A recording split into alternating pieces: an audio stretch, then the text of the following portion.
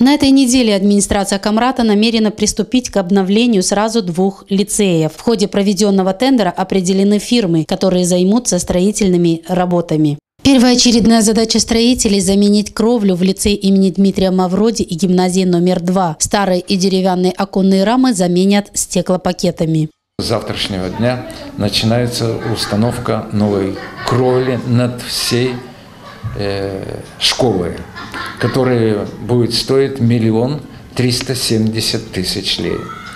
Часть в виде контрибуции в эту сумму внесет свою долю Примария, часть в размере 39,5 тысяч лей внесет школа и родительская общественность. Надеюсь, что родители нас поддержат в этом. И над школой будет новая крыша, которая будет рассчитана на долгие годы.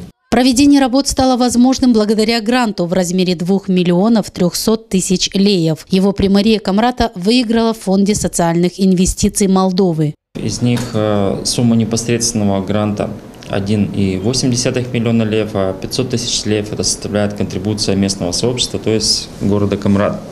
Значит, проект направлен на устройство новой шатровой кровли в гимназии номер 2, это бывшая школа номер 2, и в учебном корпусе лицея номер 6, это школа номер 6.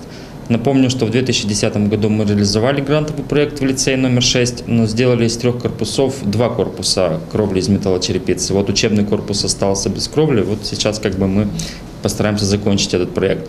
А по гимназии номер 2 там вообще не было шатровой кровли, кроме как над учебным корпусом, но она была сделана из шифера. Ремонтно-строительными работами займется гладянская фирма, выигравшая тендер, который собрал немало участников. Предпочтение было отдано тем, кто готов был выполнить необходимые работы качественно и по приемлемой цене. Значит, тендер был проведен, и участвовало, по-моему, 7 компаний. Выиграла компания из Кишинева, которая предложила наименьшую стоимость. Все ремонтные работы планируется завершить до Нового года.